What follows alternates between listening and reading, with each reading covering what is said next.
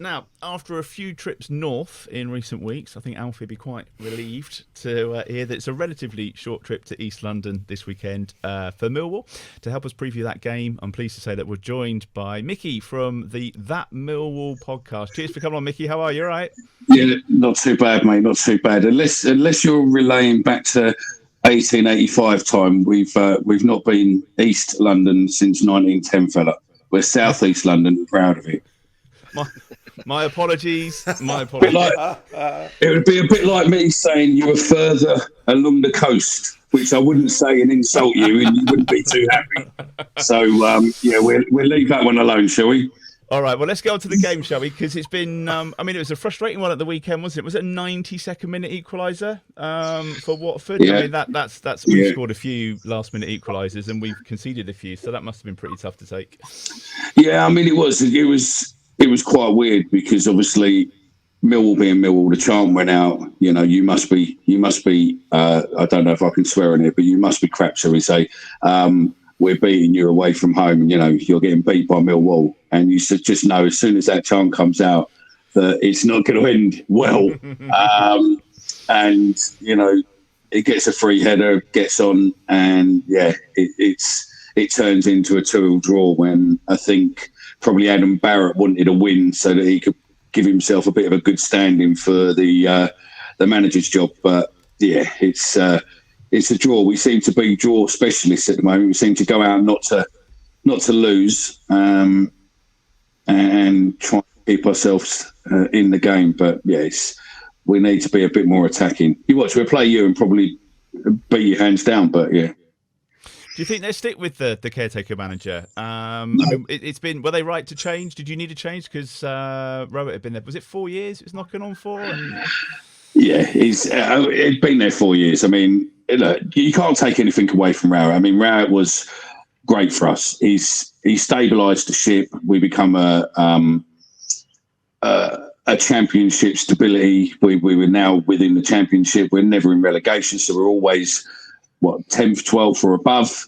But we just couldn't make that final step. And he tried untold amount of times. And I think, to be fair, what sort of killed him was Blackburn last year, where we were winning 3-0 at half time. The players come out and we just lost. We lost 4. I think we lost 4-3 in the end. And Blackburn hadn't scored in so many games, and let alone 4 goals in a game. And it's as if someone walked round at half time and offered the players £100 each just not to turn up afterwards, or someone took them down to Toby Carvery. Do you know what I mean? It was a completely different team what come out at half time, and you were just everyone was ecstatic. We're beating 3-0, we're in the playoffs, we're gonna get, it's in our destiny, we could well do it. And then literally, it was as if another team walked out second half. We were just shocking. And yeah, that was the writing on the wall was from that game, to be fair. And it was sort of, it wasn't if, it was more when is he going to go? And yeah, he's gone. But it's boring. His football was boring. I mean, you've probably had it at your place. It was as if he was playing not to lose rather than to win a game. So it wasn't about drawing or winning. It was always about not losing. So it was always doing stuff with the pretense of, if we get a chance, we could score a goal and nick it, but I don't want them coming anywhere near us. And I think that's why we were predominantly playing with about 5, because he was just scared. And how's the squad looking at the moment? I mean, have you got the players there? Is it just a case of the caretaker manager having to get the best out of them? Are you confident with the squad that you've got? I mean, on paper, we've got a great team. It depends what team you're looking at. Are you looking at a team who's injured and sitting on the sidelines, or are you talking about a team that's playing? We've got, on paper, we've got a great team. Casper Denora is, the Belgian lad, phenomenal. Harding is, again, a cracking player. Fleming is a cracking player waiting to come on again. Court and Cuffy is the Arsenal loanee who was at Coventry last year, who played in the playoffs. Again, he's on his own, he's coming in. It's just playing the players in the right positions. Now, Saturday we had Saville back in the team, and he can just make changes. You need him because he can he's just got that competitive edge on him and kicks the other players into gear. So yeah, it's what's needed, but it's how well they play on the day, and that's the problem. Is there a few more that we can expect back for the weekend? Anybody else coming back in? What sort of game are we expecting? I don't think we've got any more coming in. I mean, we've got Joe Bryan's off now with a groin, and I don't think Hutchinson and the like will be back. I don't think there's any really outstanding what's coming back before now and Saturday. A few what were injured, what are slowly coming. Some in yesterday, like Nesbitt and that. So yeah, you could be in a bit of trouble on Saturday. We might have at least a couple of strikers handy. But yeah, it's going to be a big game on Saturday. Not just on the pitch, but we're probably one of the best teams will celebrate our armed forces. So you're coming along to do the Remembrance Day, which obviously I organise all the soldiers and stuff like that. So it's a very emotional day if you've not seen it before. And it's, we have a lot of soldiers there, a lot of armed personnel. So Navy, soldiers, etc. They collect the poppies and then they do something around the pitch and take wreaths on. So yeah, it's a good day. I mean, if there's any of your listeners, I don't know when it's going out, but if there's anyone who's serving who's a Southampton fan who wants to get in, as long as you get to me by probably Wednesday or so, mate, give me a shout. And if you're happy to turn up in uniform and help out and stuff, I'll get you on the pitch with the guys. So it's not a problem. We can get you collecting in the way end. Well, we can certainly share those details. Glenn, there's not been many games over the years, but there's been a few goals when we played them before. So, I mean, obviously, we're talking a good few years ago now, but what were you expecting for the weekend? I don't really know. I mean, Micky's covered sort of what I was going to talk about, really. It was that Millwall seemed to draw a lot of games. And I did wonder if that was down to the manager or the personnel, and he's kind of answered that one. We'll go into the game full of confidence. Millwall have obviously got this uncertainty with not having a manager at the moment. I doubt. I mean, do you think, Micky, there'll be an appointment this week, or is that likely to drag on longer? I don't think there will. I mean, people have been saying that there is, but reading behind the lines, it looks as if we've possibly only spoken to 2 or maybe 3 managers only on first interview. I don't think the second interviews have taken place yet. And because of that, I don't think there's a decision yet. I think we'll probably go to international break, and then during the international break, we might make an announcement. It probably doesn't happen. It doesn't help that QPR's looking now, and obviously there's rumour about Norwich as well. So, potentially we're going to have to act fast if we want the people who we want, just in case someone else snaps them up. Yeah. What sort of manager would you be anticipating that they go for? And would that be the same as you'd go for personally yourself? I mean, personally, I'd love to see Muscat, but he's unproven in the Championship. He is a Millwall, what we would class as a Millwall type player, and I think he'd put the Millwall back into Millwall. As much as a lot of the managers, Harris got who we are. The problem we had under Rowett was that we could have a full stadium and he wouldn't know how to use that to his advantage. If you speak to Neil Harris about full stadiums and go back to when we played Huddersfield in the playoff, you could smell the fear, you could smell the violence in the air, even though there wasn't any, but you could smell it. Do you know what I mean? You've probably been to big games with rivals and stuff where you can smell that atmosphere. Yeah. And the trouble is with Rowett, he could smell it, but he used a bit of Febreze instead and just sort of got rid of it. He just killed it. The atmosphere's there. The whistle blows. The first 10 minutes, the atmosphere's building. And then where you want a player to go for another player to really get the crowd on, we just, do nothing. And then the atmosphere dies and you ain't getting it back. You definitely ain't going to get it back when the team scores 2 or 3 goals against you, are you? So it's sort of head down and it just destroys it. But that's, we've had the biggest crowds over the last season and this season, yet he done nothing with it. So we need someone who can get the crowd on board. Hopefully it won't be Michael Beale, because I don't think he's what we want. I wouldn't trust him as far as I could throw him, that guy. No. What would you think of Nathan Jones, Mickey? Nathan Jones is a good one because he worked on a similar budget and he likes the young kids, but allegedly he's supposed to be an absolute nightmare to deal with. So I don't know if the board would be too keen on that because they'd probably want someone they could fairly control. Or being Millwall, the problem is that the media is on you constantly. So the last thing I can see them wanting to do is have a manager who's just drawing media attention week in, week out. So I think it will probably be a conservative manager. I'd love to see, Warnock. Warnock would be have a go. I think he understands who we are over the times we're playing us. And, he knows what we are, what we expect, and it'd be a good one, but I don't think we'd get him. I think QPR will get him. I'd just like to see Mill. So, I mean, I don't know. Muscat would be a dream if you couldn't get him. Nathan Jones would probably be okay. Newstead could be okay.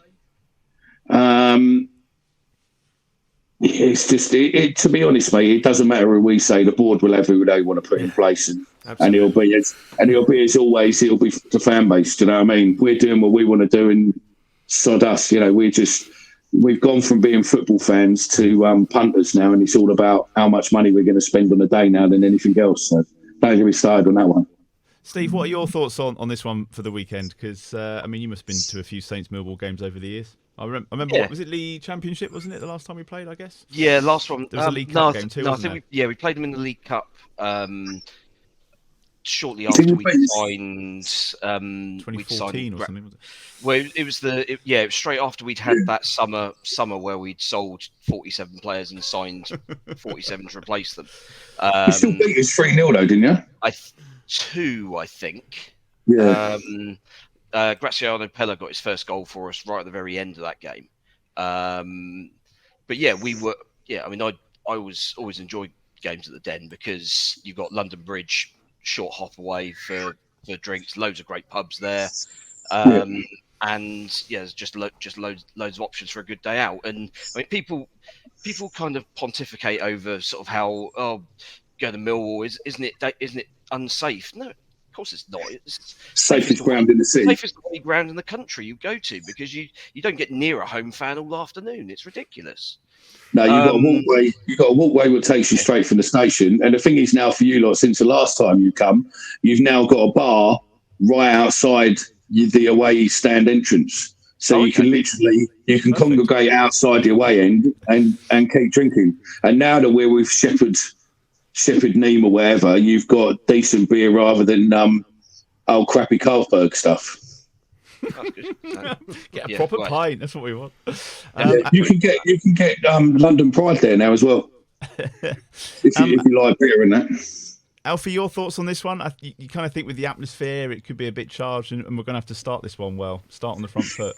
We don't want to be having a wobble after the break either. Well, there'll be one wobble, won't there? I mean, we're guaranteed at least one wobble at this point, but it's how they respond to it. I think, to be fair, I'm looking forward to going to Den for the first time massively. I've got a friend who's a Millwall fan, and he's got amazing things to say. And he was actually at that Blackburn game, Mickey was. And he told me all about it. Absolute disaster. But the last time Russell Martin actually had a week to work with his squad was before the Leeds game.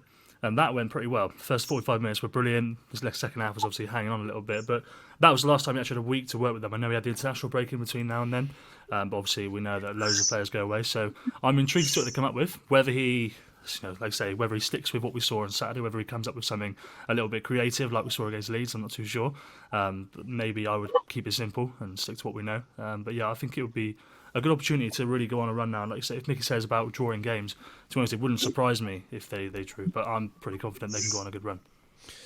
Mickey, we always finish with a score prediction. We always get them wrong, so it doesn't really matter. So do we. So do we on us, so don't worry there, mate. So, yeah. How do you see this one playing out? What if I was to ask you for a score prediction? What do you reckon? I'm probably going to go. I'm going to go Millwall 2-1, and the only reason I go for probably 2-1 is because you're relatively new into the Championship. I would say that it's your players are Premiership, precious boys who I think will find playing at the Den very close to a bald-headed 50-year-old man who's going to tell them exactly, or even a 70-year-old woman who's going to tell them in no uncertainties what sort of person they are, will intimidate them to another level potentially. I don't know how they found it throughout the season, but Millwall, the pitch is deceiving. It's bigger than they think, and also the throw-ins are very, very close to the player. I mean, the fans could quite happily tap them on the back, which would be interesting. I mean, I remember when Ben Chigwell come a few years back in the FA Cup, and he got that concerned that he refused to take throw-ins anymore. So he denies all knowledge of it, but we saw him that night where he was telling people, I'm not doing it anymore.